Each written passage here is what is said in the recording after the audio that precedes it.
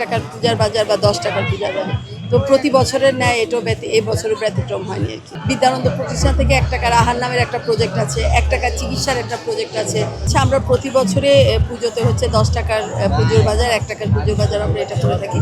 এটা প্রতি বছরে। আর এটা শুধু যে দুর্গাপূজা উপলক্ষেই করা হচ্ছে তা না, আমাদের প্রতিটি ধর্মীয় উৎসবে যেমন ঈদ বলেন, প্রবারণা উৎসব বলেন, এই প্রতিটি উৎসবের মধ্যেই আমরা এই ধরনের আয়োজন করে থাকি।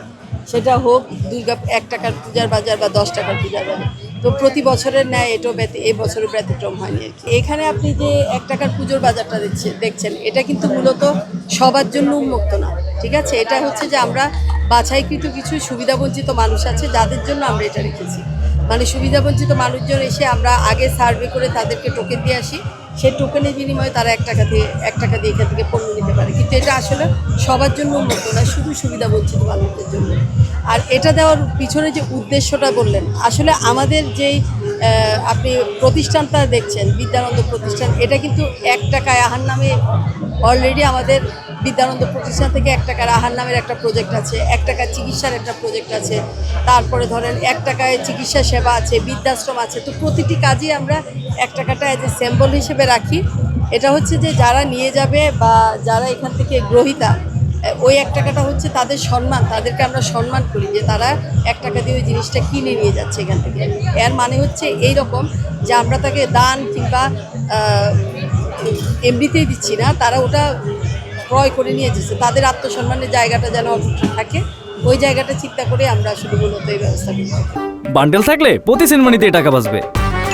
বিকাশ সেনমানি বান্ডেল কিনে জিতুন প্রতি লেনদেনে। আর আজকে আমরা 4 দিন হলো অলরেডি এই পুজোর বাজারটা এখানে দিয়েছি।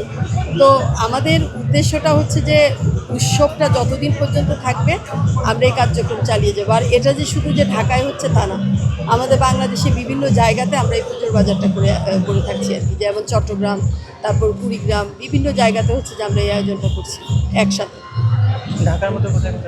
ঢাকার মধ্যে আমরা রমনাতেই করছি, এখানেই করছি, যেহেতু এখানে হিন্দু ধর্মাবলম্বীদের মানুষদের আনাগোনা প্রচুর এবং এটা তাদের একটা তীর্থীয় স্থান।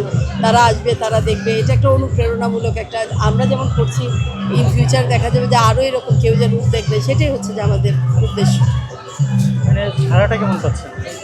সারা তো আসলে আমাদের এটা আমরা শুরুই করি হচ্ছে দুপুরের পর থেকে।